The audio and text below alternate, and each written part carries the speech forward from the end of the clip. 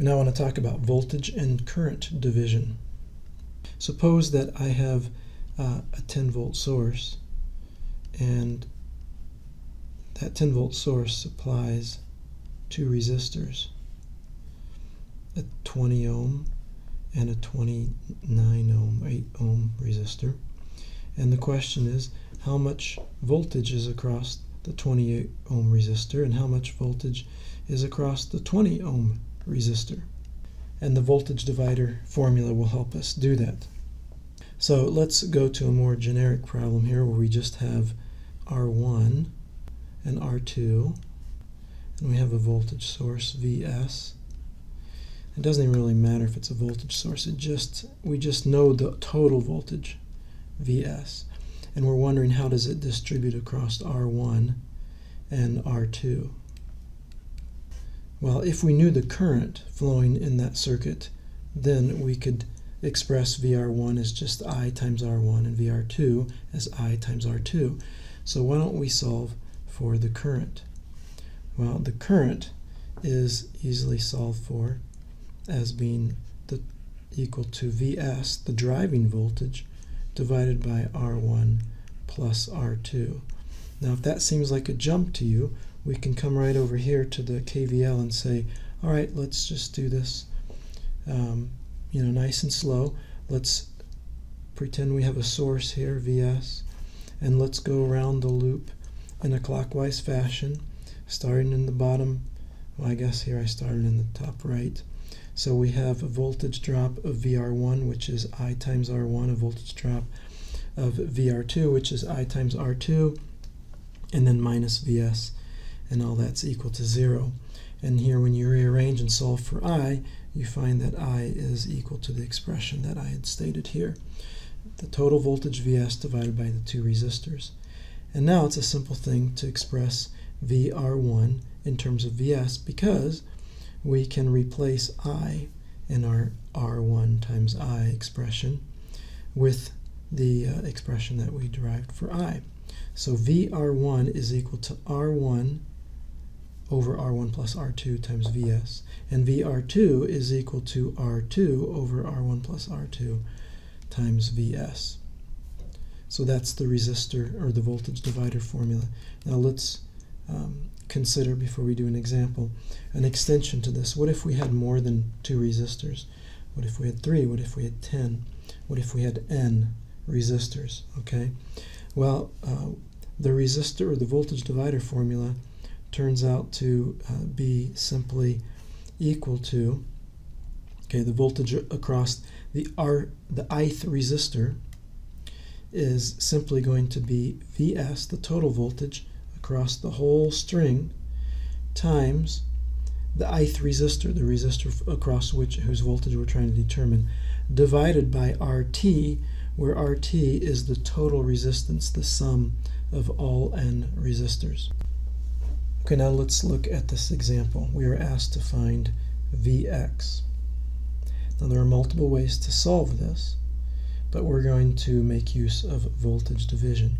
Now if this circuit had been something like this, two resistors and a voltage source, and here I have 4 ohms, and then let's just call this R, then the voltage Vx here, and this is Vs, Vx would just be, according to the voltage division formula, it would be R over R plus 4 times Vs.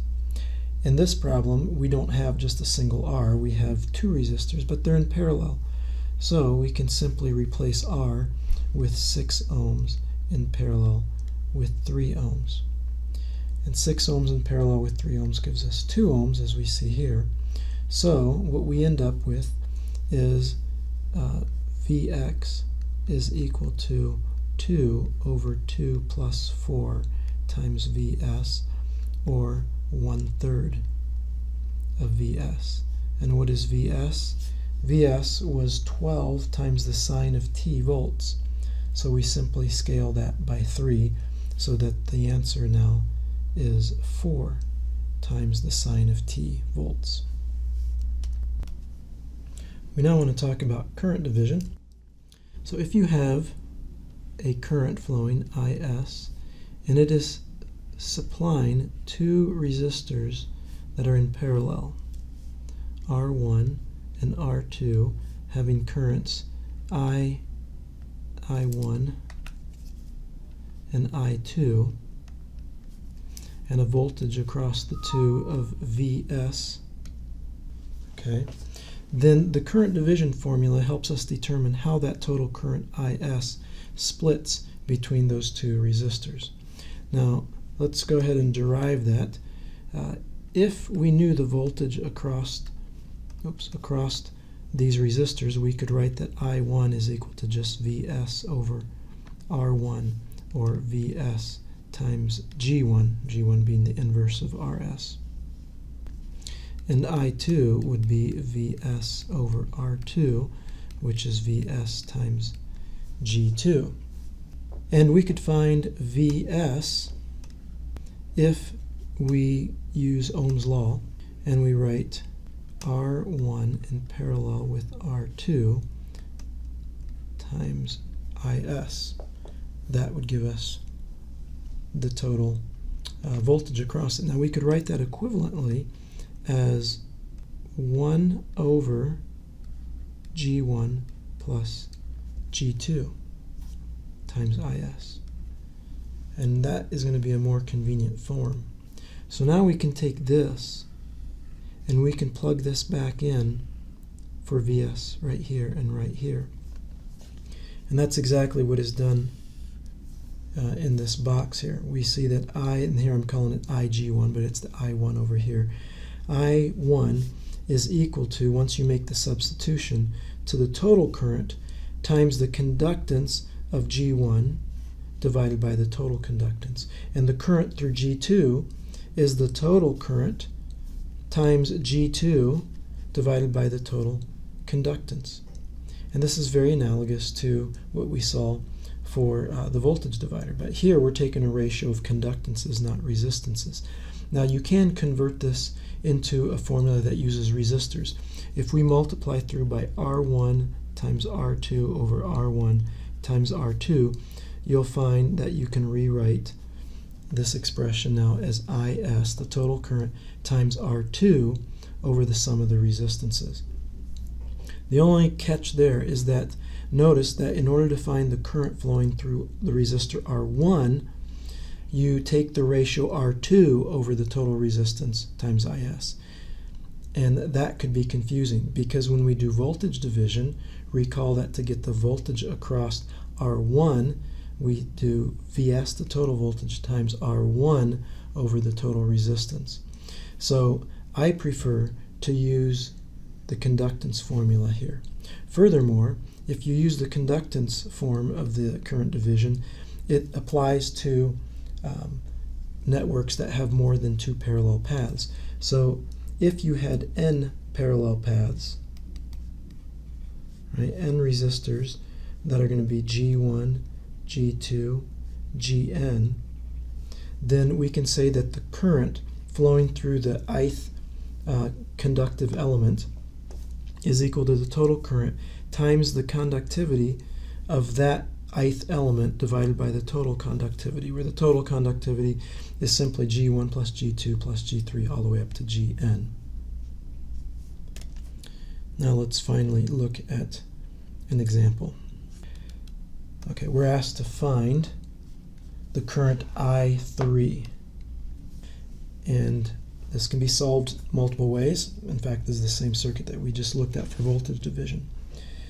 But we're going to solve it by way of finding, by using the current division. So, we had previously found that the parallel combination of 6 ohms and 3 ohms was 2 ohms. And so we can find the total current. Let's start this way. If I know I'm going to use the total current Is, and then the two resistances, 3 ohms and 6 ohms, to find how much current flows through I3. So what I need to do first is find Is. Is is just simply the total voltage driving this network divided by the total resistance that the source sees. Well, the source sees 4 ohms in series with the parallel combination of 6 and 3. In other words, 4 plus 2, which we have here.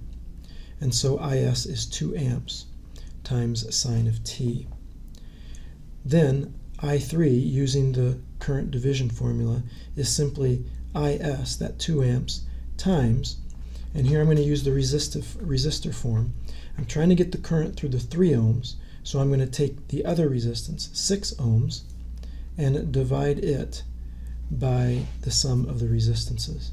And when you do that, we find that the current through the 3 ohms is 4/3 amps times sine of t.